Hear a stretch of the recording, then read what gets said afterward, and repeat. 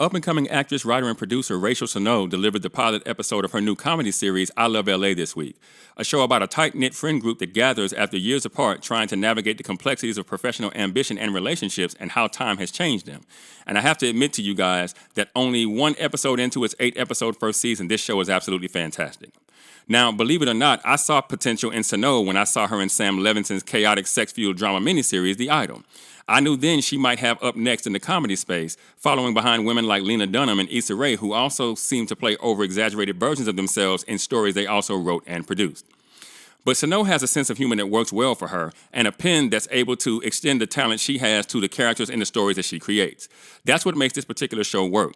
The show is funny because it feels authentic, almost as if she's telling us things that have happened to her personally, exactly the way she's written them down.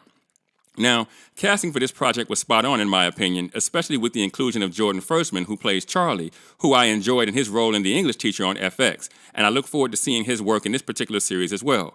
Also, seeing Josh Hutcherson play a role like this one is a breath of fresh air for me personally. Now, the pilot episode moved with pace. The characters felt both cliche and hilariously complex all at once. The jokes were timely, they were spread around evenly, and most importantly, they were funny. And the story we were told felt entirely Gen Z. Now, so far, just one episode into the season, I have to give this show a 100%. That's a 10 out of 10 if you're thinking IMDb score, an A+ for a letter grade, gold star. I'm seeing lots of articles online explaining that this show is deeply polarizing, but I think that's how you know the show is good. Sennott isn't afraid to push the envelope to find the funny, and that makes some people uncomfortable these days, but I happen to love it. And despite what some may think about the show's premise or the dialogue, this pilot was a narratively flawless episode of television.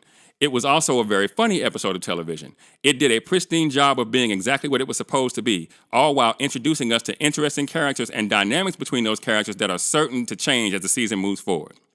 Look, guys, comedies are supposed to be fun. And that's what this show is. It's 30 minutes of comedic chaos, and I'm always here for that. But at the risk of sounding super arrogant, it's easy to write a good pilot. The trick is going to be recreating the narrative magic in this episode 7 more times, all while trying to keep the stories from becoming too repetitive and the characters from becoming too stale. But this is why I fuck with Rachel Sennott. She seems to be extremely funny, an extremely capable comedic writer and producer, and I truly hope this show is the start of something special for both her and her career.